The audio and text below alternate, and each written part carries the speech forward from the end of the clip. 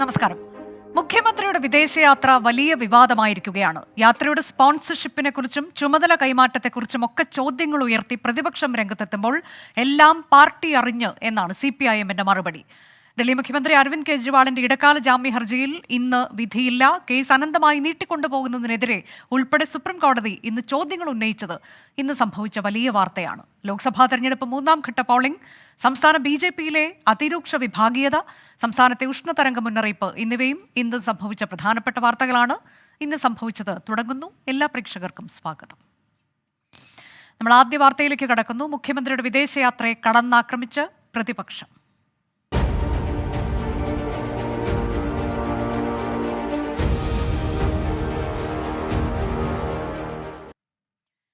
മുഖ്യമന്ത്രിയുടെ വിദേശയാത്രയ്ക്കെതിരെ വിമർശനവുമായി UDFും BJPയും. രാഷ്ട്രീയ ഉത്തരവാദിത്തം നിറവേറ്റാതെ മുഖ്യമന്ത്രി ഒളിച്ചോടിയെന്നായിരുന്നു K. സുധാകരന്റെ പരിഹാസം. യാത്രയുടെ സ്പോൺസർ ആരെന്ന് വെളിപ്പെടുത്തണമെന്ന് കേന്ദ്രമന്ത്രി V. മുരളീധരൻ ആവശ്യപ്പെട്ടു. മുഖ്യമന്ത്രിയുടെ വിദേശയാത്രയിൽ ചട്ടലംഘനമില്ലെന്ന് LDF കൺവീനർ EP ജയരാജൻ പ്രതികരിച്ചു. ഇത് ആലയെന്ന് പശുക്കൾ ഇറങ്ങിപ്പോകും പോലെ പോവുകയാണ് മുഖ്യമന്ത്രി. എന്തിനാണ് ഇയാളിങ്ങനെ ഒളിച്ചോടുന്നത്? ജനങ്ങളോട് പറഞ്ഞ് എത്ര അന്തസ്സുള്ള അദ്ദേഹത്തിന് പോകാം. പിന്നെ പോകുന്നിടത്ത് അത്രയും ഈ ഭാര്യയും മക്കളെയും കൂട്ടിപ്പോണ്ട വല്ല കാര്യമുണ്ടോ? വേറെ പണിയൊന്നുമില്ല ഇയാൾക്ക്. 3 വിദേശ രാജ്യങ്ങളിൽ വിനോദസഞ്ചാരം നടത്താനുള്ള വരുമാന സ്രോതസ് എന്താണ്? അത് എവിടെ നിന്നാണ് വരുന്നത്? അതാരാണ് സ്പോൺസർ ചെയ്തിരിക്കുന്നത്? ഒന്ന് വ്യക്തമാക്കിയാൽ കൊള്ളാം. മുഖ്യമന്ത്രിയുടെ ആഡംബര യാത്രയെക്കുറിച്ച് ഒന്നും പറയാനില്ല എന്നാണ് പ്രതിപക്ഷ നേതാവിന്റെ നിലപാട്. സ്റ്റേറ്റിന്റെ തലവൻ അദ്ദേഹം ഒരു നിയമലംഘനങ്ങളോ ചട്ടലംഘനങ്ങളോ ഉണ്ടാക്കിയിട്ടില്ല. എല്ലാം വളരെ കൃത്യമായിട്ടുള്ള നടപടിക്രമങ്ങളിലൂടെ മാത്രമേ അദ്ദേഹം പോകാറുള്ളൂ. അതെന്തിനാണ് നിങ്ങളിപ്പോൾ അന്വേഷിക്കുന്നത്? അദ്ദേഹം പോയിട്ട് വരട്ടെ. അതിനാണ് നിങ്ങൾ ചോദിക്കുന്നത് ആരാ സ്പോൺസർ ചെയ്യുന്നത്? എല്ലാ കാര്യവും നിങ്ങളോട് പറയണോ? ഞങ്ങൾ സ്റ്റേറ്റിന്റെ മുഖ്യമന്ത്രിക്ക് പറയേണ്ട കാര്യങ്ങൾ പറയേണ്ടതുപോലെ അദ്ദേഹം പറയേണ്ട സ്ഥലങ്ങളിലൊക്കെ പറഞ്ഞിട്ടുണ്ട്. MT പ്രതീഷ് ഈ വാർത്തയുടെ വിശദാംശങ്ങളുമായി. പ്രതീഷ്, 16 ദിവസത്തെ വിദേശയാത്രയാണ്. ഇന്തോനേഷ്യ, സിംഗപ്പൂർ അടക്കമുള്ള രാജ്യങ്ങൾ സന്ദർശിക്കാൻ അദ്ദേഹം കുടുംബസമേതം പോയിരിക്കുന്നു. അപ്പോൾ ഇതിൽ പ്രധാനമായും പ്രതിപക്ഷം ഉന്നയിക്കുന്ന ചോദ്യങ്ങൾ, ഉയർത്തുന്ന ചോദ്യങ്ങൾ എന്തൊക്കെയാണ്? ഇത് ആരുടെ ചെലവിലാണ്? സ്വന്തം ചെലവിലാണോ അതോ സ്പോൺസർഷിപ്പ് ഉണ്ടോ? മറ്റൊന്ന്, ചുമതല ആർക്കെങ്കിലും കൈമാറിയിട്ടുണ്ടോ എന്നൊക്കെയുള്ള ചോദ്യങ്ങൾ. അവിടെ പാർട്ടി എന്ത് ഉത്തരം നൽകുന്നുണ്ട്? എല്ലാം ചട്ടം അനുസരിച്ച് തന്നെയാണ് എന്നതാണോ വിശദീകരണം?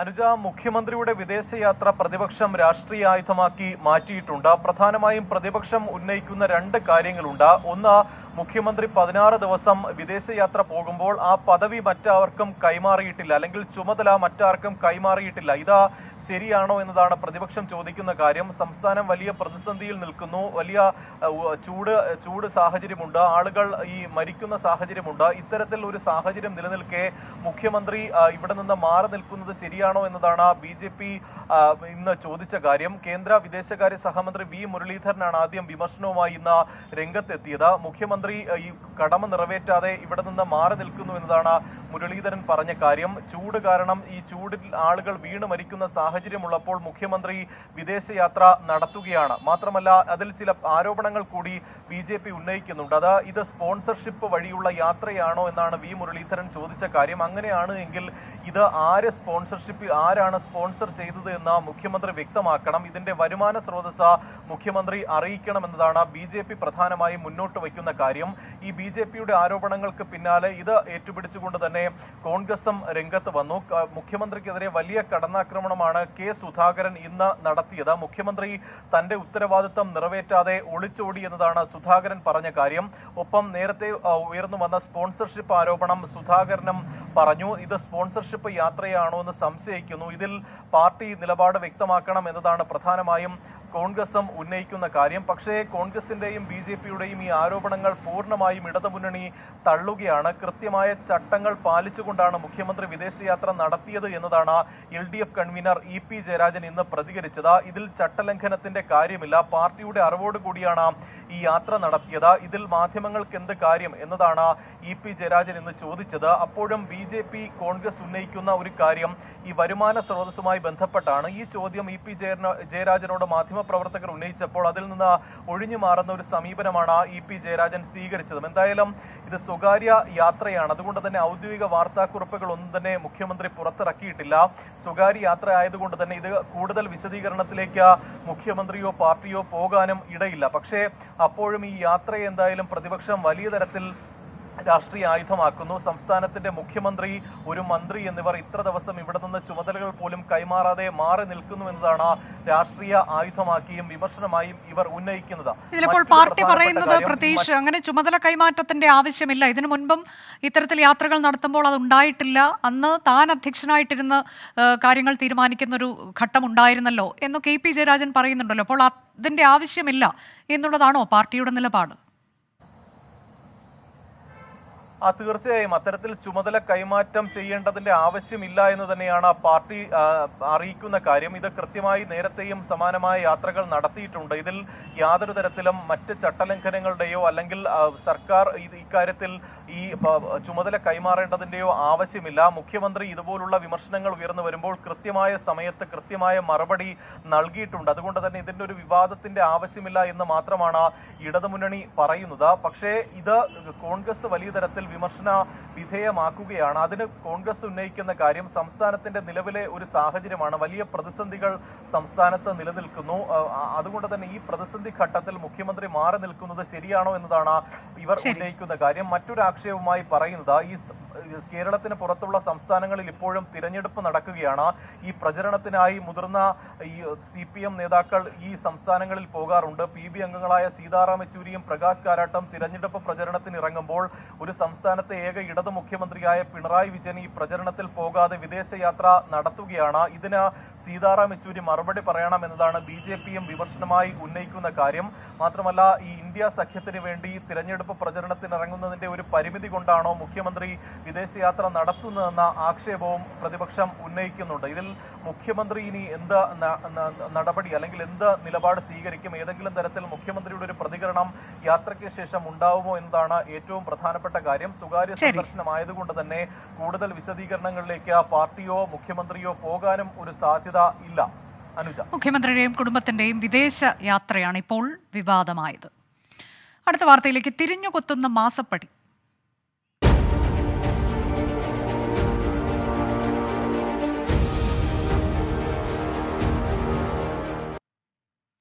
മാസപ്പടി വിവാദത്തിൽ കേസെടുക്കാനാകില്ലെന്ന് വിജിലൻസ് കോടതി വിധിയെ ആയുധമാക്കി CPIM. തെറ്റായ ആരോപണം ഉന്നയിച്ച മാത്യു കുഴൽനാടൻ MLA സ്ഥാനം രാജിവെക്കണമെന്ന് EP ജയരാജൻ പറഞ്ഞു. വിധിക്കെതിരെ അപ്പീൽ നൽകുമെന്നായിരുന്നു മാത്യു കുഴൽനാടന്റെ പ്രതികരണം. വിജിലൻസ് കോടതി അവസാന കോടതിയല്ലെന്ന് K സുധാകരൻ പ്രതികരിച്ചു. ഒരു രേഖയുമില്ലാതെ കോടതിയിൽ പോയതിന് പിന്നിൽ അഡ്ജസ്റ്റ്മെന്റ് എന്നായിരുന്നു കേന്ദ്രമന്ത്രി V മുരളീധരന്റെ വിമർശനം. എല്ലാ കാര്യങ്ങളും കോടതി ചോദിച്ചപ്പോൾ ഒരു കടലാസെങ്കിലും കൊടുക്കാനുണ്ടായോ?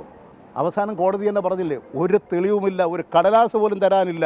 ഒരു പരാതി എഴുതി കൊടുത്ത് കോടതിയുടെ സമയം വരെ കളയുകയല്ലേ ചെയ്തത്. യഥാർത്ഥത്തിൽ കുഴൽനാടൻ MLA സ്ഥാനം രാജിവെക്കണം. കോടതിയുടെ വാക്ക് അവസാനത്തെ വാക്കല്ലല്ലോ.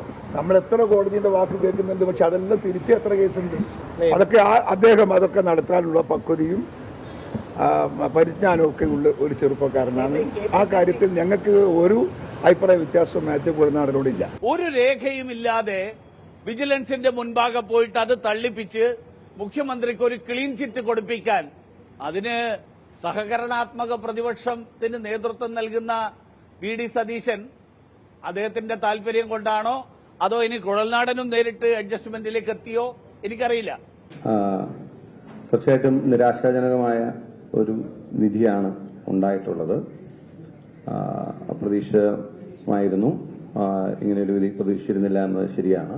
സ്വാഭാവികമായിട്ടും എന്റെ മുമ്പിലുള്ള ഓപ്ഷൻ എന്ന് പറയുന്നത് ഇതിൽ അപ്പീൽ പോകുക എന്നുള്ളതാണ്. ഈ ജഡ്ജ്മെന്റിന് എനിക്ക് വിയോജിപ്പുള്ള ഭാഗങ്ങൾ രേഖപ്പെടുത്തി ഞാൻ അപ്പീൽ മൂവ് ചെയ്യുന്നതായിരിക്കും.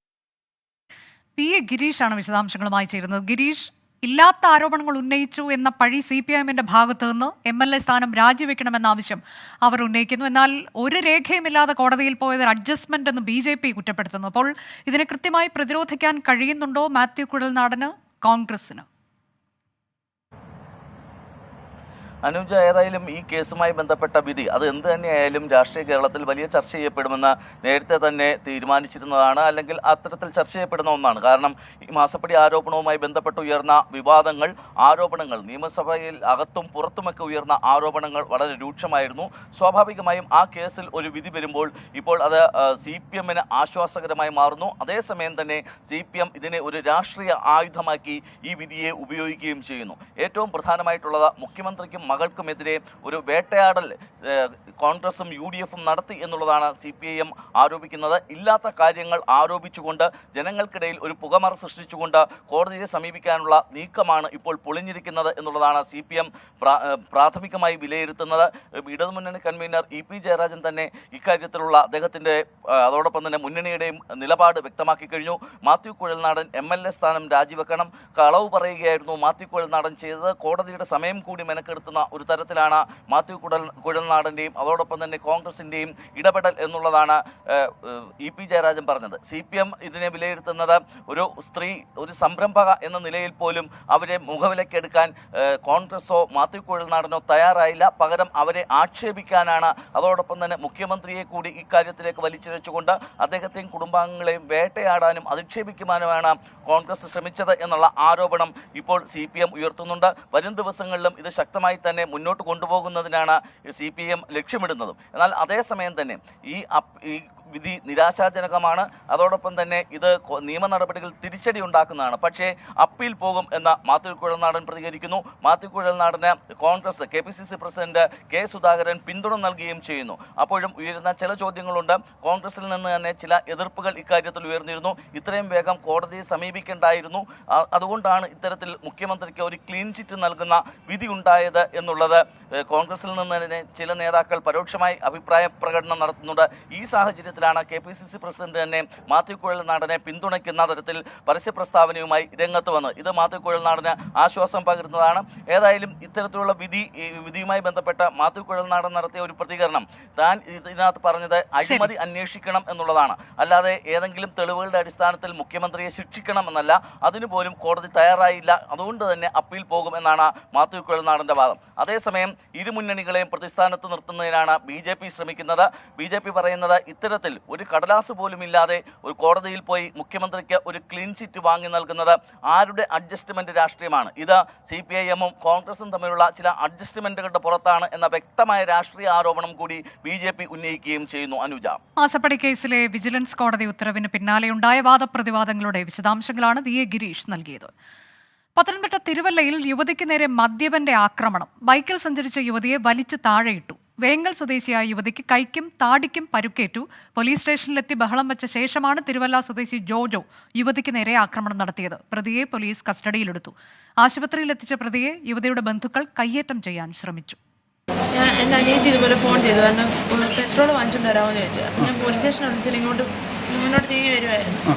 അപ്പോഴത്തേക്ക് ഇതുപോലെ വണ്ടി സൈഡിലോട്ട് ഒതുക്കി നിർത്തിയിട്ട് ഞാൻ കുപ്പി എടുക്കാനായിട്ട് അങ്ങോട്ട് ഇച്ചിരി നീങ്ങിയപ്പോഴത്തേക്ക് ഈ കക്ഷി വന്നിട്ട് താക്കോൽ എടുത്തുകൊണ്ട് നടന്നങ്ങ് പോയി.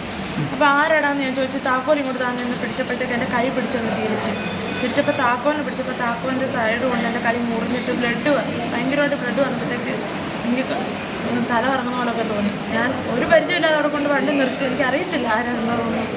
വണ്ടി കൊണ്ട് സൈഡിലോട്ട് കൊണ്ട് നിർത്തി ഇവിടെ ഈ സംഭവം ഉണ്ടായിരുന്നു. ശ്രീജിത്ത് ശ്രീകുമാരൻ വിവരങ്ങളുമായി. ശ്രീജിത്ത്, ഒരു പ്രകോപനവും ഇല്ലാതെയുള്ള ആക്രമണമാണ് നടന്നത് എന്നാണോ? ഇവർ മുൻ പരിചയമില്ലാത്തവരാണോ എന്നത് തന്നെയാണോ സ്ഥിരീകരിക്കാവുന്ന വിവരം?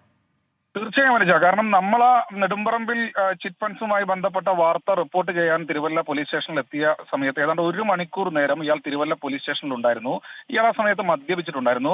രൂക്ഷമായ രീതിയിൽ പോലീസുകാരെ അടക്കം അസഭ്യം, തിരുവല്ല പോലീസ് സ്റ്റേഷന് മുൻവശത്ത് വെച്ച് പോലീസുകാരെയും അവിടെ വന്നിരുന്ന പരാതിക്കാരെയും അടക്കം അസഭ്യം പറയുന്ന ഒരു സാഹചര്യം ഉണ്ടായി. അതിനുശേഷം പോലീസുകാർ അവിടെ നിന്ന് അയാളെ ഒഴിവാക്കുകയായിരുന്നു, ഓടിച്ചു വിടുകയായിരുന്നു. അതിനുശേഷമാണ് ആ നടന്നു പോകുന്ന വഴിയിൽ ഏതാണ്ട് 200 മീറ്റർ പോലീസ് സ്റ്റേഷനുമായി ബന്ധപ്പെട്ട് 200 മീറ്റർ മാത്രം വ്യത്യാസത്തിലാണ് ഈ പെൺകുട്ടിക്ക് നേരെ ആക്രമണം നടക്കുന്നത്. നമ്മളെല്ലാവരും തൊട്ട് പോലീസ് സ്റ്റേഷൻ മുൻവശത്ത് തന്നെ നിൽക്കുന്നുണ്ടായിരുന്നു.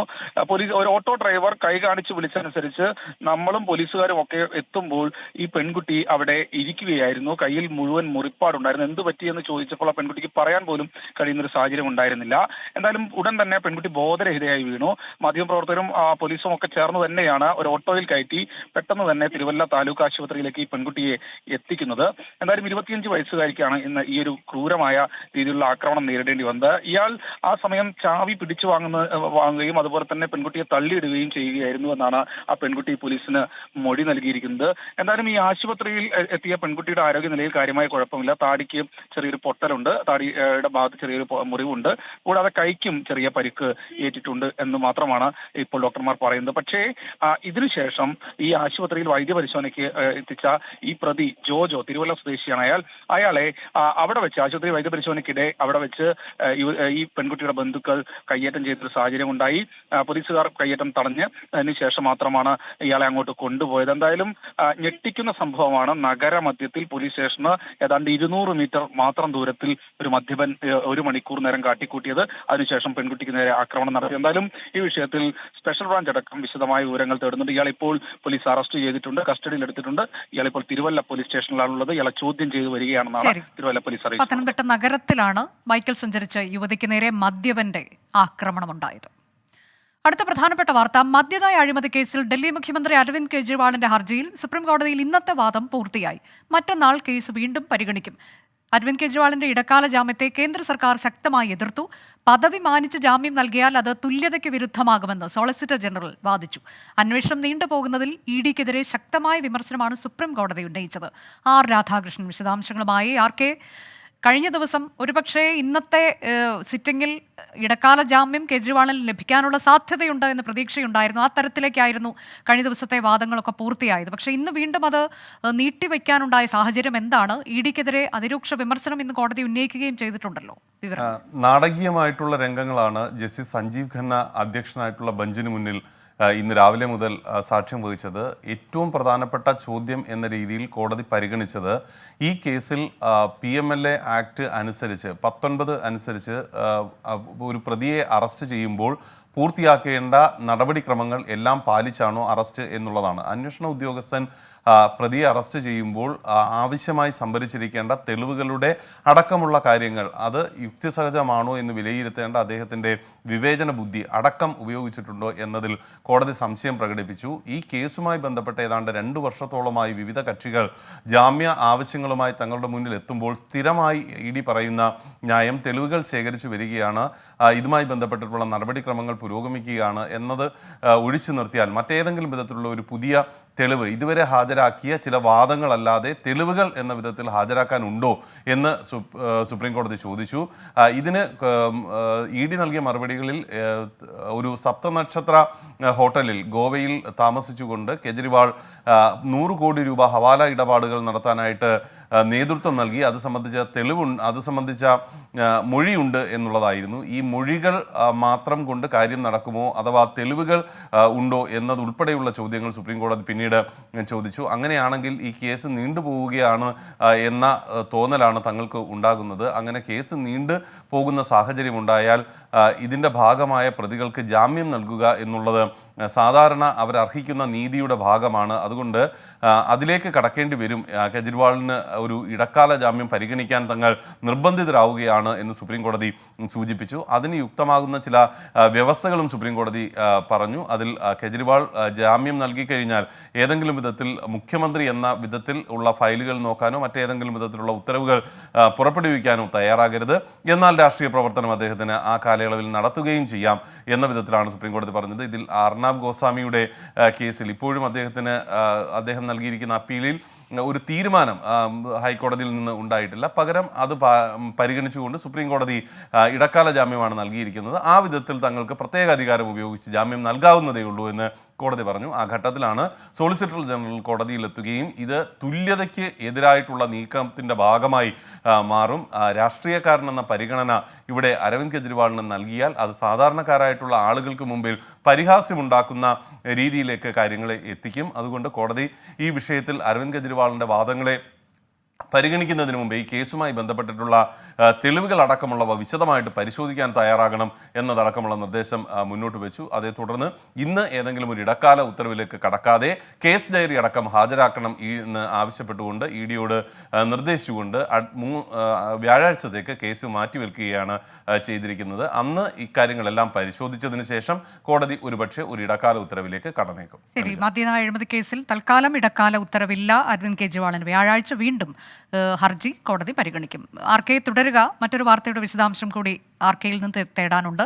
പരസ്യങ്ങളുടെ ഭാഗമാകുന്ന ചലച്ചിത്ര താരങ്ങൾക്ക് സുപ്രീം കോടതിയുടെ മുന്നറിയിപ്പ്. പരസ്യങ്ങളിലെ പ്രസ്താവനകളുടെ ഉത്തരവാദിത്തം നടീനടന്മാർക്കും ഉണ്ടാകും. താരങ്ങളും പരസ്യ കമ്പനികളും ഏജൻസികളും പരസ്യം വസ്തുതാപരമെന്ന് ഉറപ്പാക്കണമെന്നും സുപ്രീം കോടതി നിർദ്ദേശം നൽകി. ആർ രാധാകൃഷ്ണൻ വിശദാംശങ്ങളുമായി. ആർ കെ, പ്രത്യേകിച്ച് ഏതെങ്കിലും ഒരു പരസ്യവുമായി ബന്ധപ്പെട്ടാണോ കോടതി ഇങ്ങനെ ഒരു താക്കീത് നൽകിയത്?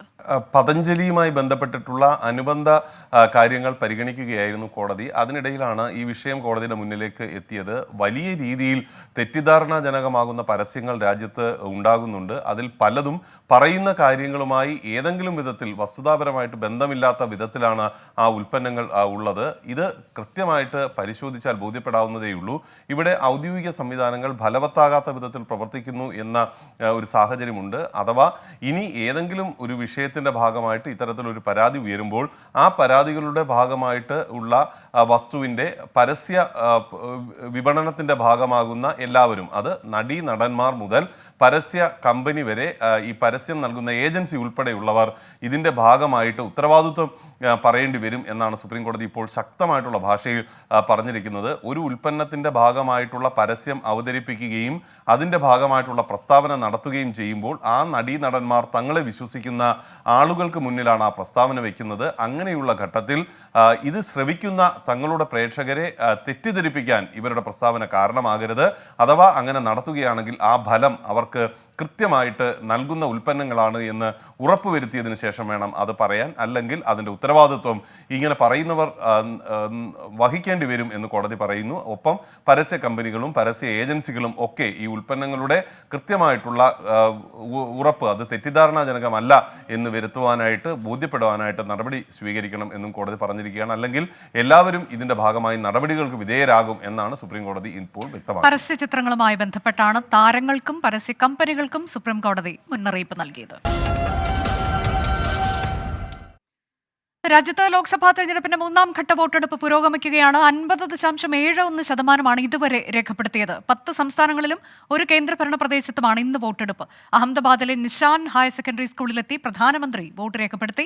ജനാധിപത്യം ശക്തിപ്പെടുത്താൻ എല്ലാവരും വോട്ട് ചെയ്യണമെന്ന് പ്രധാനമന്ത്രിയും രാഹുൽ ഗാന്ധിയും ആഹ്വാനം ചെയ്തു. ઇલેક્શન કમિશનની અનેક વ્યવસ્થાઓ, હું ઇલેક્શન કમિશનનું એટલા માટે પણ અભિનંદન કરું છું કે એમણે પૂરું ઇલેક્શન કેમ્પેન વોટર ફ્રેન્ડલી મેનેજમેન્ટમાં એમણે ધ્યાન કેન્દ્રિત કર્યું છે. ઇવન આજે પણ મેં એમની એક ઘડિયાળ જોઈ, જે ઘડિયાળ મતદારને લગાતાર એલર્ટ કરે છે કે તમારું મતદાન થયું, અને બધાના મોબાઈલ પર એ ઘડિયાળ અવેલેબલ છે. તો ઇલેક્શન કમિશને પણ ടെക്നോളജിનો ഭർപൂർ ഉപയോഗ કર્યો છે. ഇന്ന് തെരഞ്ഞെടുപ്പ് നടക്കുന്ന വിവിധ സംസ്ഥാനങ്ങളിൽ നിന്ന് ഞങ്ങളുടെ പ്രതിനിധികൾ തത്സമയം ചേരുന്നു. കർണാടകയിലെ ബെള്ളൂഡിയിൽ നിന്ന് അരുൺ പൂപ്പറമ്പ, ഉത്തർപ്രദേശ് മെയിൻപുരിയിൽ നിന്ന് ആർ അച്യുതൻ, ഗുജറാത്തിലെ വൽസാദിൽ നിന്ന് ശ്രീനാഥ് ചന്ദ്രൻ എന്നിവർ. ആദ്യം അരുൺ പൂപ്പറമ്പിലേക്ക്. അരുൺ, കർണാടകയിലൊക്കെ വലിയ കോലാഹലം തന്നെയാണ് ഈ തെരഞ്ഞെടുപ്പ് പ്രചാരണ സമയത്ത് ഇപ്പോൾ ഏറ്റവും ഒടുവിലായി ഉണ്ടായിട്ടുള്ളത്. ലൈംഗിക പീഡന പരാതിയുമായി ബന്ധപ്പെട്ടൊക്കെ അത് NDA തെല്ലൊന്നുമല്ല ഉലച്ചിട്ടുള്ളത്. ഇതുവരെയുള്ള പോളിംഗ് പെർസെൻറ്റേജ് എങ്ങനെയാണ്? വിശദാംശങ്ങൾ. അനുജ, ഏറ്റവും ശ്രദ്ധേയമായിട്ടുള്ള കാര്യം ആ 3 മണിവരെയുള്ള കണക്കനുസരിച്ച് കർണാടകയിലാകെ 54.20 ആ പോളിംഗ്. അതായത് ദേശീയ ശരാശരിയേക്കാൾ ഉയർന്ന പോളിംഗ് കർണാടകയിലുണ്ട്. കർണാടകയിൽ കഴിഞ്ഞ ലോക്സഭാ തെരഞ്ഞെടുപ്പിൽ 68.66 ആണ് പോളിംഗ് ഉണ്ടായിരുന്നത്. ഒരു പക്ഷേ വോട്ടെടുപ്പ് അവസാനിക്കുന്നതിന് മുമ്പ് തന്നെ 70% മുകളിലേക്ക് പോളിംഗ് പോകാനുള്ള സാധ്യതയാണ് ഇപ്പോൾ കാണുന്നത്. ഇപ്പോൾ നിലവിൽ പുറത്തു വന്ന കണക്കനുസരിച്ച് താരതമ്യേന മികച്ച പോളിംഗ് കർണാടകയിൽ ഉണ്ടായിട്ടുണ്ട് എന്നതാണ് ഏറ്റവും പ്രധാനപ്പെട്ട കാര്യം. മറ്റൊന്ന്, കർണാടകയിൽ ഒരു പൊതു സ്ഥിതി അനുസരിച്ച് കർണാടകയിൽ രാവിലത്തേക്കാൾ കൂടുതൽ ഉച്ചയ്ക്ക് ശേഷം വൈകുന്നേരങ്ങളിൽ ഈ കർഷകർ അതോടൊപ്പം തൊഴിലാളികളൊക്കെ അവരുടെ പണിയൊക്കെ പൂർത്തീകരിച്ച് വ്യാപകമായി കൂടുതലായി വോട്ടർമാർ എത്തുന്ന സമയം ഒരു 4 മണി മുതൽ 6 മണി വരെയാണ്. അങ്ങനെയാണെങ്കിൽ പോളിംഗ് കൂടുതൽ വർദ്ധിക്കാനുള്ള സാധ്യതയാണ് ഇപ്പോൾ പൊതുവെ കാണുന്നുമുള്ളത്. എന്തായാലും അത് എന്താണ് അതിൻ്റെ ഒരു ട്രെൻഡ് എന്ന കാര്യത്തിൽ നിലവിൽ എന്തായാലും കർണാടക ഒരു പിടി തരുന്നില്ല. മറ്റൊരു ശ്രദ്ധേയമായിട്ടുള്ള കാര്യം, ഏറ്റവും കൂടുതൽ പോളിംഗ് കർണാടകയിൽ രേഖപ്പെടുത്തിയിട്ടുള്ളത് BJPയുടെ ശക്തി കേന്ദ്രങ്ങൾ, അതായത് ശിവമോഗ, ഹാവേരി, ധാർവാഡ്, ഉത്തര കന്നഡ ഉൾപ്പെടെയുള്ള മണ്ഡലങ്ങളിൽ ഇപ്പോൾ നിലവിൽ പുറത്തു വന്ന കണക്കനുസരിച്ച് മികച്ച പോളിംഗ് ഉണ്ടായിട്ടുണ്ട് എന്നതാണ് ഏറ്റവും ശ്രദ്ധേയമായിട്ടുള്ള കാര്യം. അത് നേരത്തെ അനുജ സൂചിപ്പിച്ചതുപോലെ തന്നെ ഈ തെരഞ്ഞെടുപ്പിൻ്റെ അവസാന ഘട്ടത്തിൽ പുറത്തു വന്ന പ്രജ്വൽ രേവണ്ണ എഫക്റ്റ് ആണോ, അല്ലെങ്കിൽ ഇപ്പോൾ നേരത്തെ BJP പ്രചരിപ്പിച്ചതുപോലെ തന്നെ മോദി ഗ്യാരണ്ടിയുടെ പ്രതിഫലനമാണോ എന്ന കാര്യത്തിൽ മാത്രമാണ് നമുക്കൊരു വ്യക്തത വരാനുള്ളത്. ഞാനിപ്പോൾ നിൽക്കുന്നത് ഒരു ഗ്രാമീണ മേഖലയിലെ പോളിംഗ് ബൂത്തിലാണ്. കൂടുതലും കർഷകർ, തൊഴിലാളികൾ ഉൾപ്പെടെയുള്ള ഒരു പോളിംഗ് ബൂത്തിലാണ്. ഇവിടെ ഇപ്പോൾ ഞാൻ നേരത്തെ ഒരു മണിക്കൂർ മുമ്പ് ഇവിടെ എത്തിയ ഘട്ടത്തിൽ ക്യൂവിലൊന്നും വോട്ടർമാർ ഉണ്ടായിരുന്നില്ല. ഇപ്പോൾ ഈ വൈകുന്നേരം സമയം ആകുമ്പോൾ കൂടുതൽ വോട്ടർമാരോട് ഇങ്ങോട്ട് എത്തുന്ന സാഹചര്യമുണ്ട്. ഞാൻ നേരത്തെ സൂചിപ്പിച്ചതുപോലെ അങ്ങനെ പോളിംഗ് കൂടാനുള്ള സാധ്യതയാണ് ഇപ്പോൾ കാണുന്നത്. കർണാടകയിൽ പ്രവചനാതീതമായിട്ടുള്ള മത്സരമുണ്ട് എന്നതാണ് ഏറ്റവും പ്രധാനപ്പെട്ട കാര്യം. കഴിഞ്ഞ ലോക്സഭാ തെരഞ്ഞെടുപ്പിൽ ഈ 14 മണ്ഡലങ്ങളും തൂത്തുവാരിയതാണ് BJP. അതുകൊണ്ട് തന്നെ വളരെ നിർണായകമാണ് BJPയെ സംബന്ധിച്ചിടത്തോളം. അനുജ സൂചിപ്പിച്ച പോലെ തന്നെ ഈ തെരഞ്ഞെടുപ്പിന്റെ അവസാന ഘട്ടത്തിൽ ഉയർന്നു വന്ന ലൈംഗിക അതിക്രമ ആരോപണങ്ങൾ, അതുമായി ബന്ധപ്പെട്ട കോലാഹലങ്ങൾ കർണാടകയിൽ വലിയ രാഷ്ട്രീയ ചലനങ്ങൾക്ക് വഴിയൊരുക്കിയിരുന്നു. അത് തെരഞ്ഞെടുപ്പിൽ ഗ്രൗണ്ട് ലെവൽ കൂടി പ്രതിഫലിക്കുമോ എന്ന കാര്യമാണ് അറിയേണ്ടത്. അങ്ങനെ പ്രതിഫലിച്ചു കഴിഞ്ഞാൽ BJP NDA സഖ്യത്തെ സംബന്ധിച്ച് വലിയ തിരിച്ചടി അത് ഉണ്ടാകും. അവരെ ശക്തി കേന്ദ്രങ്ങളായ മണ്ഡലങ്ങളിൽ പോലും തിരിച്ചടി ഉണ്ടാകും എന്ന കാര്യത്തിൽ സംശയമില്ല. അതറിയണമെങ്കിൽ ജൂൺ 4 വരെ കാത്തിരിക്കണം. കാരണം കർണാടകയിലെ ട്രെൻഡ് പൂർണ്ണമായും നമുക്ക് വ്യക്തമാകുന്നില്ല ഈ ഘട്ടത്തിൽ. അതായത് അടിയൊഴുക്കുകൾ, അടിത്തട്ടിൽ അവസാന ഘട്ടത്തിൽ നടന്നിട്ടുള്ള ട്രെൻഡ് മാറ്റം, അടിയൊഴുക്കുകൾ എന്താണെന്ന കാര്യത്തിൽ നിലവിൽ വ്യക്തതയില്ല. അത് അറിയണമെങ്കിൽ ജൂൺ 4 വരെ കാത്തിരിക്കണം. കർണാടകയിൽ വളരെ പ്രധാനപ്പെട്ട വിഷയങ്ങളിലൊക്കെ ഊന്നിയുള്ള തെരഞ്ഞെടുപ്പ് പ്രചാരണമാണ് നടന്നത്. അത് NDA ഒട്ടൊന്നുമല്ല ഉലച്ചിട്ടുള്ളത്. അവിടെ നിന്ന് ഭേദപ്പെട്ട പോളിംഗിന്റെ വിവരങ്ങളാണ് പുറത്തു വരുന്നത്. ഇനി വരുന്ന മണിക്കൂറുകളിൽ കൂടുതൽ ആളുകൾ ബൂത്തിലേക്ക് എത്താനുള്ള സാധ്യതയുണ്ട് എന്ന വിവരമാണ് അരുൺ പൂപ്പറമ്പ നൽകിയത്. നമ്മൾ ഇനി പോകുന്നത് ഉത്തർപ്രദേശ് മെയിൻപുരിയിലേക്ക്. അച്യുതൻ തത്സമയം മെയിൻപുരിയിൽ നിന്ന്. അച്യുതൻ, ഉത്തർപ്രദേശ് ആര് നേടുന്നോ അവർ ഭരണം പിടിക്കും എന്നുള്ളതാണ് പണ്ട് മുതൽ തന്നെ പറയുന്നത്. ഇക്കുറി SP കോൺഗ്രസ് സഖ്യമൊക്കെ വളരെ ശക്തമാണ് നമുക്കറിയാം. അത്തരത്തിലേക്ക് അവരുടെ ഒരു പ്രതീക്ഷ വലുതാണ്. ഡിംപിൾ യാദവിന്റെ ഒക്കെ പ്രതികരണം നമ്മൾ ഇന്ന് കാണുകയും ചെയ്തിട്ടുണ്ട്. എങ്ങനെയാണ് ഇതുവരെയുള്ള പോളിംഗ് ശതമാനം? ഇനി അങ്ങോട്ടുള്ള മണിക്കൂറുകളിൽ കൂടുതൽ ആളുകൾ ബൂത്തിലേക്ക് എത്താനുള്ള സാഹചര്യമൊക്കെ ഉണ്ടോ?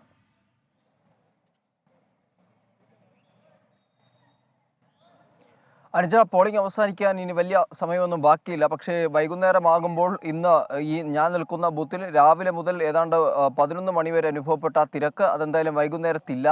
പൊതുവെ ഉത്തർപ്രദേശിലെ ഒരു ശതമാനം പരിശോധിക്കുമ്പോൾ 46.78% ശതമാനമാണ് ഈ 3 മണി വരെ രേഖപ്പെടുത്തിയിരിക്കുന്നത്. ഇനി മുൻപിലോട്ട് 2 മണിക്കൂറിലത്തെ കണക്കുകൾ കൂടി വരാനുണ്ട്. അതുകൂടി വിലയിരുത്തിക്കൊണ്ടാകും ഈ പോളിംഗ് ശതമാനം അത് ഭേദപ്പെട്ടതാണോ അല്ലെങ്കിൽ ഒരു മോശം പോളിംഗ് ആണോ UPയിൽ ഈ 3ാം ഘട്ടത്തിൽ രേഖപ്പെടുത്തിയത് എന്നടക്കമുള്ള കാര്യങ്ങളിൽ കടക്കുവാൻ കഴിയും.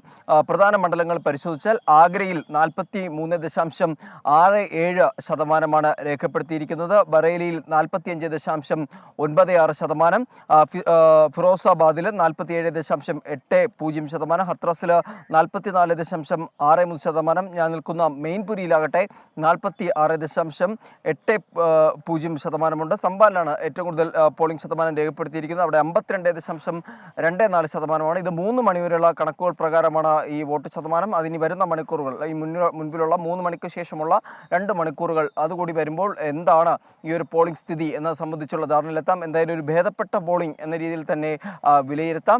നേരത്തെ ഡിംപിൾ യാദവ് നമ്മളോട് പ്രതികരിച്ചപ്പോൾ വ്യക്തമാക്കിയത് ജനങ്ങൾ അവർ വീടുകളിൽ നിന്നും പോളിംഗ് ബൂത്തിലേക്ക് എത്തുന്നുണ്ട്. മാറ്റം ജനങ്ങൾ ആഗ്രഹിക്കുന്നു. പ്രത്യേകിച്ച് ഇന്ത്യ മുന്നണി വിശ്വാസം അർപ്പിക്കുന്ന അല്ലെങ്കിൽ അവർക്ക് പ്രതീക്ഷ വയ്ക്കുന്ന ഒരു മണ്ഡലമാണ് മെയിൻപുരി എന്നുള്ളത്.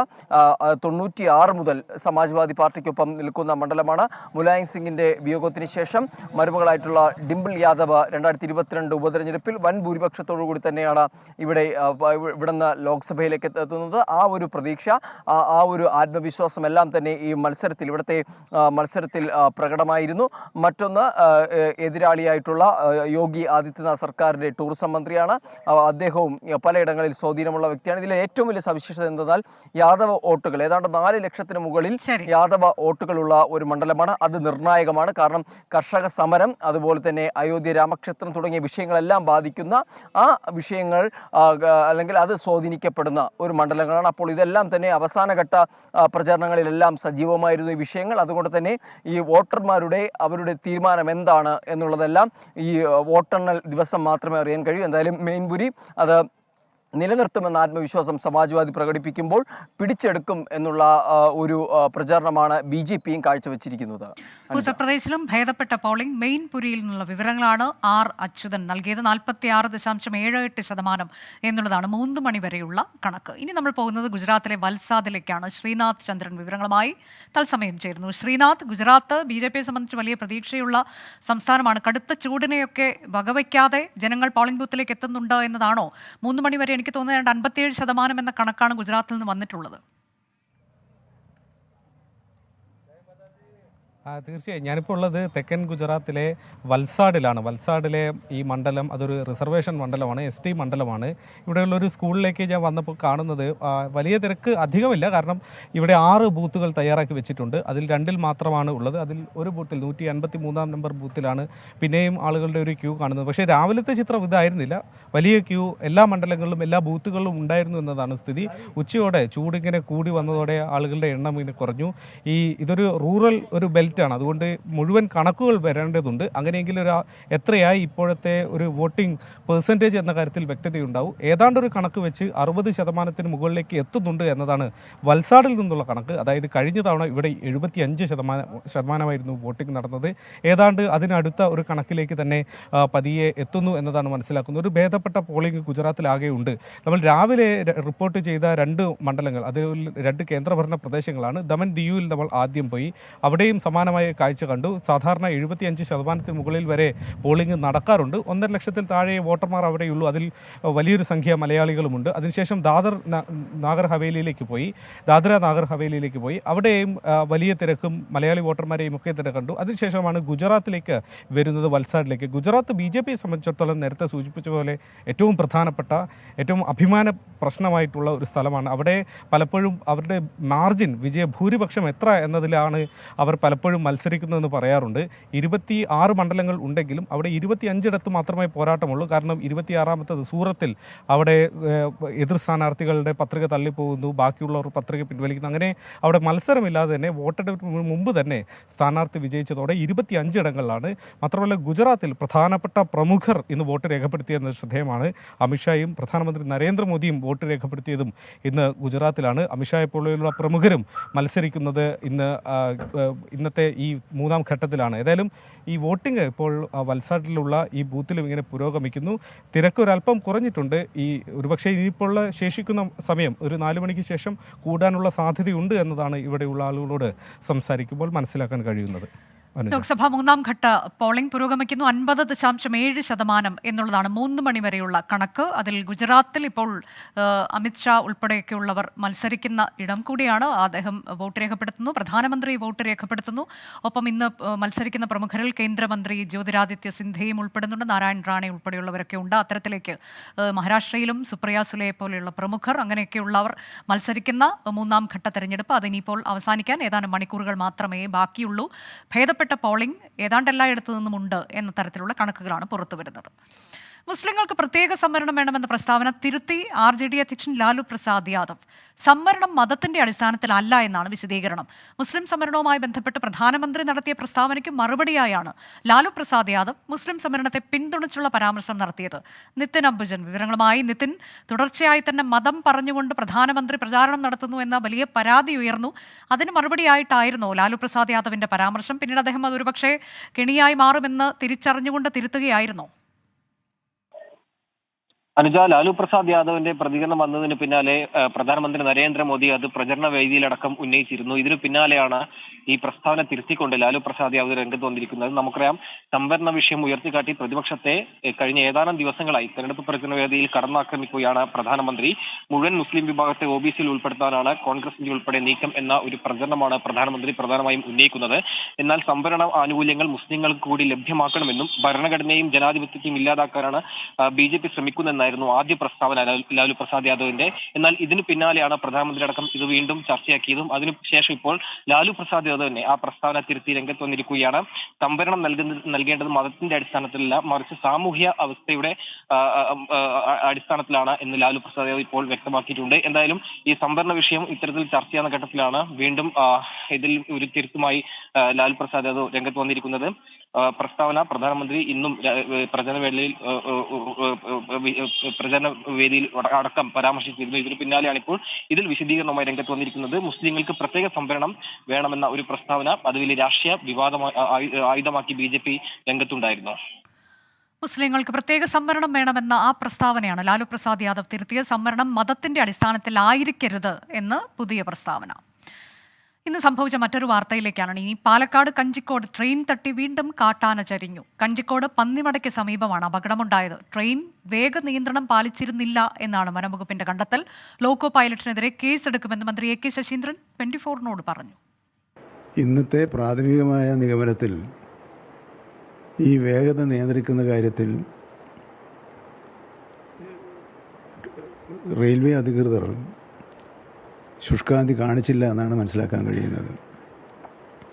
ഇപ്പോൾ ലോക്കോ പൈലറ്റുമാരാണ് ആ നിബന്ധനകൾ പാലിച്ച് ട്രെയിൻ ഓടിക്കേണ്ടത്. ദൗർഭാഗ്യവശാൽ ആ വേഗതയിൽ നിന്നും വളരെ അധികം വേഗതയിലാണ് ആ മേഖലയിൽ ട്രെയിൻ യാത്ര ചെയ്തിരുന്നത് എന്ന് കണ്ടെത്തിയിട്ടുണ്ട്. ഇനി ചെയ്യാനുള്ളത് ഈ പൈലറ്റിനെതിരെ കേസെടുക്കുക എന്നുള്ളതാണ്. നിഖിൽ പ്രമേഷ് വിവരങ്ങളുമായി. നിഖിൽ, മന്ത്രി പറഞ്ഞതുപോലെ വേഗ നിയന്ത്രണം ഉണ്ടായിരുന്ന ഇടത്താണ് ഇത്തരത്തിൽ ദാരുണമായൊരു അപകടം ഉണ്ടായിരിക്കുന്നത്. ഒരു മാസത്തിനിടെ ഉണ്ടാകുന്ന രണ്ടാമത്തെ സംഭവമാണ്. രാവിലെ തന്നെ മന്ത്രി ഇങ്ങനൊരു പ്രതികരണം നടത്തിയിരുന്നു. ലോക്കോ പൈലറ്റിനെതിരെ കേസെടുത്തോ? അതിനുള്ള നടപടികൾ പുരോഗമിച്ചുകൊണ്ടിരിക്കുകയാണ് അനുജ. അതിന് വനംവകുപ്പ് പ്രാഥമികമായൊരു റിപ്പോർട്ട് കൂടി നൽകണം. ആ റിപ്പോർട്ട് നൽകിയതിന് പിന്നാലെ ഇക്കാര്യത്തിൽ കേസെടുത്ത് മുന്നോട്ട് പോകുമെന്നുള്ളതാണ് മനസ്സിലാക്കാൻ കഴിയുന്നത്. എന്തായാലും ഇന്നലെ രാത്രി 11-നും 12-നും ഇടയിൽ ചെന്നൈ മെയിൽ കടന്നുപോയപ്പോഴാണ് ഈ കാട്ടാനെ ട്രെയിൻ ഇടിക്കുന്ന സാഹചര്യം ഉണ്ടായത്. കൂട്ടത്തോടെയായിരുന്നു ആനകൾ ഉണ്ടായിരുന്നത്. ഏറ്റവും പുറകിലുണ്ടായിരുന്ന ഈ ആനയുടെ തുമ്പിക്കൈക്ക് മുകളിലായാണ് ട്രെയിൻ നേരിട്ട് തട്ടിയത്. ഒരു ഡയറക്റ്റ് ഹിറ്റായിരുന്നു എന്നുള്ളതാണ് വനംവകുപ്പ് പ്രാഥമികമായി കണ്ടെത്തിയിട്ടുള്ളത്. പോസ്റ്റ്മോർട്ടം റിപ്പോർട്ടിലും മനസ്സിലാക്കാൻ കഴിയുന്ന കാര്യം അതുതന്നെയാണ്. ഏതാണ്ട് 100 മീറ്റർ അപ്പുറമുള്ള ഒരു കുളത്തിൽ ഇത് വന്ന് ചെരിയുകയായിരുന്നു. അത്യന്തം ദൗർഭാഗ്യകരമായിട്ടുള്ള ഒരു സംഭവമാണ്. കാരണം ഒരു മാസത്തിനിടെ ഈ മേഖലയിൽ ഉണ്ടാകുന്ന രണ്ടാമത്തെ ട്രെയിൻ തട്ടിയുള്ള കാട്ടാനയുടെ മരണമാണ് ഈ സംഭവിക്കുന്നത്. കഴിഞ്ഞ ഏപ്രിൽ 10-നായിരുന്നു ഒരു സംഭവം ഉണ്ടായത്. അതിന് പിന്നാലെ വീണ്ടും ഒരു സംഭവം ആവർത്തിക്കുകയാണ്. ഈ കഴിഞ്ഞ 20 വർഷത്തിനിടെ 35ഓളം കാട്ടാനകൾ സമാനമായ തരത്തിൽ ഈ മേഖലയിൽ മാത്രം ചെരിഞ്ഞിട്ടുണ്ട്. അതായത് ഈ ഇത്തരത്തിൽ ട്രെയിൻ ഇടിച്ച് അപ്പോൾ തന്നെ ചെരിഞ്ഞിട്ടുണ്ട്. പിന്നീട് ചികിത്സയിലിരിക്കെ മരിച്ചതിന്റെ കണക്കുകൾ ഇതിൽ ഉൾപ്പെടുത്തിയിട്ടില്ല. ഈ പശ്ചാത്തലത്തിലാണ് ആനപ്രേമികളും പരിസ്ഥിതി സ്നേഹികളും ഒക്കെ ഈ ആനകൾക്ക് കടന്നു പോകുമ്പോൾ ഇത്തരത്തിലുള്ള അപകടങ്ങൾ ഒഴിവാക്കാൻ വേണ്ടിയുള്ള കർശനമായിട്ടുള്ള നടപടി വേണം എന്നുള്ള ആവശ്യം ഉന്നയിക്കുന്നത്. നമുക്കറിയാം ഈ പാതയിൽ വേഗ നിയന്ത്രണം വർഷങ്ങളായി ഏർപ്പെടുത്തിയിട്ടുള്ളതാണ്. ആനകൾക്ക് സുഗമമായി കടന്നു പോകുന്നതിന് വേണ്ടി അടിപ്പാതയടക്കം റെയിൽവേ കോടികൾ ചിലവഴിച്ച് നിർമ്മിച്ചു നൽകിയിട്ടുമുണ്ട്. ഈ വേഗ നിയന്ത്രണം പക്ഷേ ഇന്നലെ രാത്രി ഈ ട്രെയിൻ കടന്നു പോകുമ്പോൾ പാലിച്ചിരുന്നില്ല എന്നുള്ളതാണ് വനംവകുപ്പ് പ്രാഥമികമായി കണ്ടെത്തിയത്. അതുകൊണ്ടാണ് ഇത്തരത്തിലുള്ള ഒരു അപകടം ഉണ്ടായതെന്നും വിലയിരുത്തുന്നു. എന്തായാലും ഇത്തരത്തിലുള്ള അപകടങ്ങൾ ഒഴിവാക്കാൻ കാര്യമായിട്ടുള്ള ഇടപെടൽ തന്നെ റെയിൽവേയുടെ ഭാഗത്ത് നിന്ന് വേണമെന്നുള്ള ആവശ്യമാണ് ഇപ്പോൾ വനംവകുപ്പ് ഉന്നയിച്ചുകൊണ്ടിരിക്കുന്നത്. കഞ്ചിക്കോട് പാതയിലാണ് ട്രെയിൻ തട്ടി കാട്ടാന ചെരിഞ്ഞത്. ഒരു മാസത്തിനിടെ ഉണ്ടാകുന്ന രണ്ടാമത്തെ അപകടം. വേഗ നിയന്ത്രണമുള്ളിടത്ത് തുടർച്ചയായ അപകടം ഉണ്ടാകുമ്പോൾ ലോക്കോ പൈലറ്റിനെതിരെ കേസെടുക്കുമെന്നാണ് മന്ത്രി വ്യക്തമാക്കിയത്. കോഴിക്കോട് മെഡിക്കൽ കോളേജ് ICU പീഡന കേസുമായി ബന്ധപ്പെട്ട് ഡോക്ടർ KV പ്രീതിക്കെതിരെ പുനരന്വേഷണം. അതിജീവിതയുടെ പരാതിയിൽ ഉത്തരമേഖല IG K സേതുരാമനാണ് പുനരന്വേഷണത്തിന് ഉത്തരവിട്ടത്. ഒരാഴ്ചയ്ക്കകം റിപ്പോർട്ട് സമർപ്പിക്കാനാണ് നിർദ്ദേശം. സമീർ C മുഹമ്മദ് വിവരങ്ങളുമായി. സമീർ, ആശ്വാസകരമാണ് ഈ നിർദ്ദേശം. അതിജീവിതയെ സംബന്ധിച്ചിടത്തോളം എന്തൊക്കെയാണ് പറയുന്നത് ഈ നിർദ്ദേശത്തിൽ?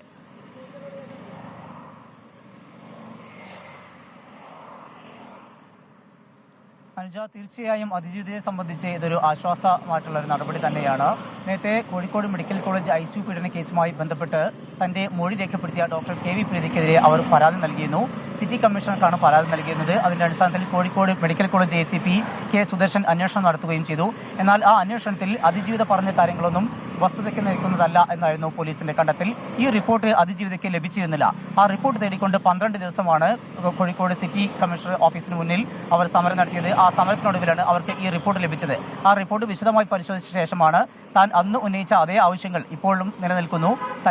താൻ പറഞ്ഞതും തന്റെ ബന്ധുക്കൾ പറഞ്ഞതും അതുപോലെ തന്നെ അനുകൂലിച്ചുകൊണ്ടുള്ള ഉദ്യോഗസ്ഥർ, സിസ്റ്റേഴ്സ് ഉൾപ്പെടെയുള്ളവർ പറഞ്ഞ കാര്യങ്ങളും ഈ റിപ്പോർട്ടിൽ ഇല്ല എന്ന കാര്യം അവർ ആവർത്തിക്കുന്നു. അതിന്റെ അടിസ്ഥാനത്തിലാണ് വിശദമായ അന്വേഷണം ആവശ്യപ്പെട്ടുകൊണ്ട് ഒരു പുനരന്വേഷണം ആവശ്യപ്പെട്ടുകൊണ്ട് ഉത്തരമേഖല IG കെ സേതുരാമനെ കാണുന്നത്.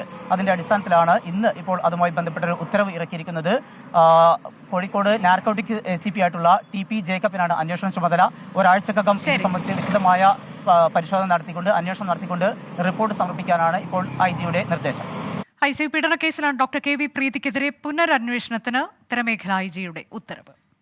ആലപ്പുഴ മെഡിക്കൽ കോളേജിൽ പ്രസവത്തെ തുടർന്ന് യുവതി മരിച്ച സംഭവത്തിൽ മെഡിക്കൽ കോളേജ് സൂപ്രണ്ട് സമർപ്പിച്ച ആഭ്യന്തര അന്വേഷണ റിപ്പോർട്ട് തള്ളി സംസ്ഥാന ന്യൂനപക്ഷ കമ്മീഷൻ. ഡ്യൂട്ടിയിലുണ്ടായിരുന്ന ഡോക്ടേഴ്സിന് വീഴ്ചയുണ്ടായിട്ടില്ല എന്നായിരുന്നു റിപ്പോർട്ട്. സംഭവത്തിൽ ന്യൂനപക്ഷ കമ്മീഷൻ സ്വമേധയാ കേസെടുത്തിരുന്നു. മനീഷ് മഹിപാൽ വിവരങ്ങളുമായി. മനീഷ്, ആഭ്യന്തര അന്വേഷണ റിപ്പോർട്ടിൽ പറയുന്നത് എന്താണ്? അതിപ്പോൾ തള്ളാനുണ്ടായ സാഹചര്യവും എങ്ങനെ വിശദീകരിക്കാം? അനുജ, ഇന്ന് ആലപ്പുഴ കളക്ടറേറ്റിൽ നടന്ന ന്യൂനപക്ഷ കമ്മീഷന്റെ സിറ്റിംഗിലാണ് ഈ റിപ്പോർട്ട് പരിഗണിച്ചത്. ഈ റിപ്പോർട്ട് തൃപ്തികരമല്ലെന്നും ഒപ്പം തന്നെ വിശദമായ റിപ്പോർട്ട് അടുത്ത സിറ്റിംഗിന് മുൻപ് നൽകണമെന്നുമാണ് കമ്മീഷൻ കർശനമായിട്ടുള്ള നിർദ്ദേശം നൽകിയിട്ടുള്ളത്. കഴിഞ്ഞ 28-നാണ് 31-കാരിയായിട്ടുള്ള ഷിബിന പ്രസവാനന്തര ചികിത്സയിലിരിക്കെ വണ്ടാനം മെഡിക്കൽ കോളേജിൽ വെച്ച് മരിച്ചത്. മെഡിക്കൽ കോളേജ് സൂപ്രണ്ട് നൽകിയിട്ടുള്ള ആഭ്യന്തര റിപ്പോർട്ടാണ് നിലവിൽ ഈ കമ്മീഷൻ തള്ളിയിട്ടുള്ളത്. ഏറ്റവും പ്രധാനപ്പെട്ട കാര്യം, ഈ റിപ്പോർട്ടിൽ പറയുന്ന കാര്യം, ആ സമയത്ത് ഡ്യൂട്ടിയിൽ ഉണ്ടായിരുന്നു, ഒരാഴ്ചയോളമാണ്, ഒരു മാസത്തോളം കാലയളവിലായിരുന്നു ഷിബിന ആശുപത്രിയിൽ ഉണ്ടായിരുന്നു. ഈ സമയത്ത് ഡ്യൂട്ടിയിൽ ഉണ്ടായിരുന്ന ഡോക്ടർമാർ, പരിചരിച്ച മറ്റ് സ്റ്റാഫുകൾ, ഇവരുടെ ഭാഗത്തു നിന്നും ഒരു തരത്തിലുള്ള മരണത്തിലേക്ക് നയിക്കാൻ തരത്തിലുള്ള വീഴ്ചകളൊന്നും ഇവരുടെ ഭാഗത്തു നിന്നും ഉണ്ടായില്ല. ഒപ്പം തന്നെ പോസ്റ്റ്മോർട്ടം റിപ്പോർട്ടിലടക്കം മരണകാരണം ഹൃദയസ്തംഭനമാണ്. പരിചരണത്തിലടക്കം മറ്റു പ്രശ്നങ്ങളോ പോരായ്മയോ ഉണ്ടായിട്ടില്ലെന്നുള്ള ആഭ്യന്തര റിപ്പോർട്ടാണ് ന്യൂനപക്ഷ കമ്മീഷൻ പരിഗണിച്ച് അതിന്ന് തള്ളിയത്. ഒപ്പം തന്നെ വിശദമായ റിപ്പോർട്ട് ഉടൻ തന്നെ നൽകണം. ഈ മെഡിക്കൽ കോളേജ് സൂപ്രണ്ട് നൽകിയ വിശദീകരണം തൃപ്തികരമല്ലെന്ന് മാത്രമല്ല, ശരിയായ ഫോർമാറ്റിൽ പോലും അല്ല നൽകിയിട്ടുള്ളത്. വിശദമായ റിപ്പോർട്ട് ഏറ്റവും അടുത്ത ദിവസം, അതായത് ഈ അടുത്ത ദിവസം ഈ ന്യൂനപക്ഷ കമ്മീഷൻ സിറ്റിംഗ് ആലപ്പുഴയിൽ ചേരുന്നുണ്ട്, അതിന് മുൻപ് തന്നെ നൽകണം. ഒപ്പം തന്നെ ഈ വിഷയം കൂടി ശ്രദ്ധയിൽപ്പെടുത്തുന്നു. ഈ വിഷയം കൂടി മെഡിക്കൽ സയൻസ് വിഭാഗത്തിന്റെ സെക്രട്ടറിയുടെ ഡയറക്ടറുടെ ശ്രദ്ധയിൽ കൂടി പെടുത്തുന്നുണ്ട്. അതുകൊണ്ട് ഈ വിഷയവുമായി ബന്ധപ്പെട്ട് എത്രയും വേഗം പുതിയ റിപ്പോർട്ട് സമർപ്പിക്കാനാണ് നിർദ്ദേശം നൽകിയിട്ടുള്ളത്. അനുജ, ആലപ്പുഴ മെഡിക്കൽ കോളേജിൽ പ്രസവത്തെ തുടർന്ന് യുവതി മരിച്ച സംഭവത്തിലാണ് ആഭ്യന്തര അന്വേഷണ റിപ്പോർട്ട് ന്യൂനപക്ഷ കമ്മീഷൻ തള്ളിയത്. പുതിയ റിപ്പോർട്ട് സമർപ്പിക്കുക, വിശദമായ റിപ്പോർട്ട് സമർപ്പിക്കുക എന്നതാണ് നിർദ്ദേശം.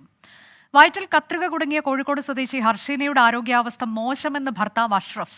കത്രിക കുടുങ്ങിയ സ്ഥലത്ത് പഴുപ്പുണ്ടായതാണ് നിലവിലെ പ്രശ്നമെന്നും അഷ്റഫ് പറഞ്ഞു.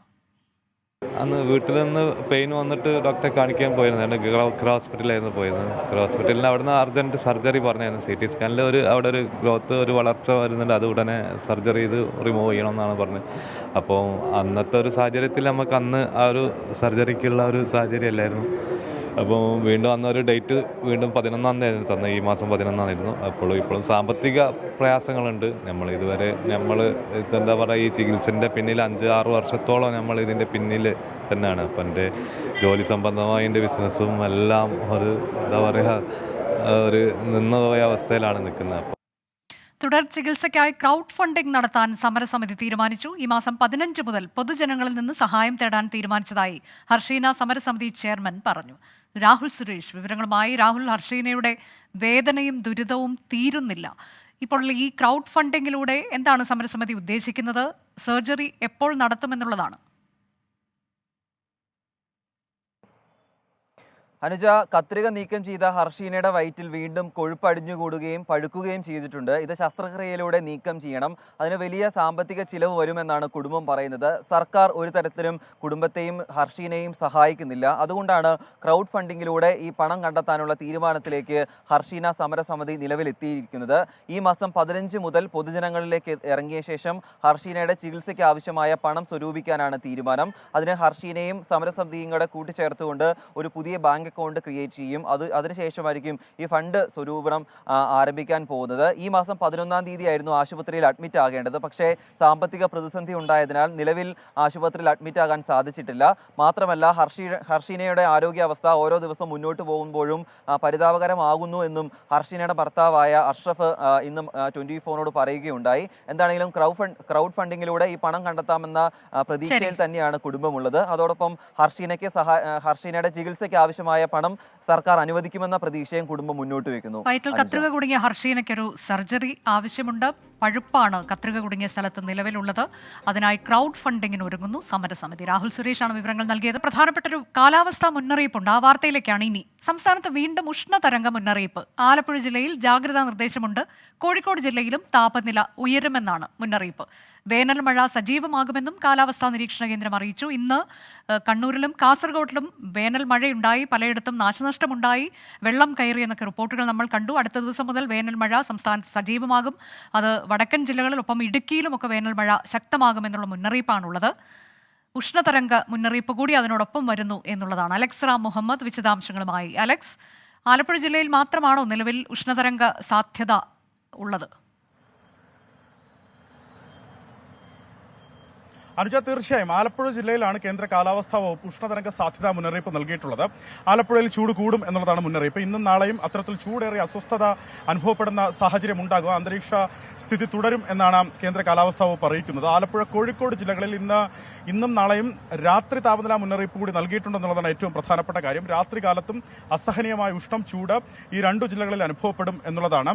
മറ്റു ജില്ലകളിൽ കൂടി സമാനമായി തന്നെ ചൂട് ഉയരും എന്ന മുന്നറിയിപ്പ് നിലനിൽക്കുന്നുണ്ട്. പാലക്കാട്, അതായത് കഴിഞ്ഞ ദിവസങ്ങളിലൊക്കെ ചുട്ടുപൊള്ളിയ പാലക്കാട് ജില്ലയിൽ ഉയർന്ന താപനില 39 ഡിഗ്രി സെൽഷ്യസ് വരെ വർദ്ധിക്കാൻ സാധ്യതയുണ്ടെന്ന് കേന്ദ്ര കാലാവസ്ഥാ വകുപ്പ് അറിയിക്കുന്നുണ്ട്. ആലപ്പുഴ, തൃശൂർ, കോഴിക്കോട്, കൊല്ലം, കോട്ടയം, പത്തനംതിട്ട, എറണാകുളം, തിരുവനന്തപുരം, മലപ്പുറം, കണ്ണൂർ, കാസർഗോഡ് ജില്ലകളിൽ 36 മുതൽ 38 ഡിഗ്രി സെൽഷ്യസ് വരെ താപനില വർദ്ധിക്കാൻ സാധ്യതയുണ്ട്. സാധാരണ രേഖപ്പെടുത്തുന്നതിനേക്കാൾ 2 മുതൽ 4 ഡിഗ്രി സെൽഷ്യസ് വരെ ഈ ജില്ലകളിൽ താപനില വർദ്ധിക്കും എന്നുള്ളതാണ് മുന്നറിയിപ്പ്. നേരത്തെ അഞ്ച് സൂചിപ്പിച്ചതുപോലെ ആശ്വാസകരമായ കാര്യം, അടുത്ത 5 ദിവസം സംസ്ഥാനത്ത് വേനൽ മഴ സജീവമാകും എന്ന പ്രവചനം കൂടി കേന്ദ്ര കാലാവസ്ഥാ വകുപ്പ് നൽകുന്നുണ്ടെന്നുള്ളതാണ്. കൂടുതൽ പ്രദേശങ്ങളിൽ ഇടിമിന്നലോട് കൂടിയ വേനൽ മഴ ലഭിക്കാൻ സാധ്യതയുണ്ട്. പ്രത്യേകിച്ച് നാളെ ഇടുക്കിയിലും മലപ്പുറത്തും ശക്തമായ മഴയ്ക്കുള്ള സാധ്യതാ മുന്നറിയിപ്പായ യെല്ലോ അലേർട്ട് കൂടി പ്രഖ്യാപിച്ചിട്ടുണ്ടെന്നുള്ളതാണ് ഏറ്റവും പ്രധാനം. എന്താണെങ്കിലും ഉഷ്ണതരംഗ സാഹചര്യം നിലനിൽക്കുന്ന പശ്ചാത്തലത്തിൽ ജാഗ്രതാ മുന്നറിയിപ്പുകൾ, ദുരന്ത നിവാരണ അതോറിറ്റി പുറപ്പെടുവിക്കുന്ന ജാഗ്രതാ മുന്നറിയിപ്പുകൾ കർശനമായി തന്നെ പാലിക്കണം. നിർജ്ജലീകരണം അടക്കം ഉണ്ടാകാൻ സാധ്യതയുള്ളതിനാൽ ധാരാളം വെള്ളം കുടിക്കണം, വെള്ളം കയ്യിൽ കരുതണം, അത് യഥാസമയം കുടിക്കണം. അതുമാത്രമല്ല, ഈ സൂര്യാഘാതം, സൂര്യതപം പോലുള്ളവ ഏൽക്കാൻ സാധ്യതയുള്ളതിനാൽ കർശനമായ ജാഗ്രത തുടരേണ്ടതുണ്ടെന്ന് അറിയിക്കുന്നുണ്ട്. തീരവുമായി ബന്ധപ്പെട്ട പ്രധാനപ്പെട്ട മുന്നറിയിപ്പ്, കള്ളക്കടൽ പ്രതിഭാസത്തിന്റെ ഭാഗമായി ഉയർന്ന തിരമാലയ്ക്കും സംസ്ഥാനത്ത് വീണ്ടും ഉഷ്ണതരംഗ മുന്നറിയിപ്പ് ആലപ്പുഴ ജില്ലയിലാണ് പ്രധാനമായും ജാഗ്രതാ നിർദ്ദേശം നൽകിയിട്ടുള്ളത്. കോഴിക്കോട് ഉൾപ്പെടെ 12 ജില്ലകളിൽ താപനില ഉയരും. എന്നാൽ വരുന്ന ദിവസങ്ങളിൽ സംസ്ഥാനത്ത് വേനൽ മഴ സജീവമാകുമെന്ന വിവരം കൂടി കാലാവസ്ഥാ വകുപ്പ് അറിയിക്കുന്നു. ഇന്ന് സംഭവിച്ച വാർത്തകളുടെ വിശദാംശങ്ങളാണ് പ്രേക്ഷകർ കണ്ടത്.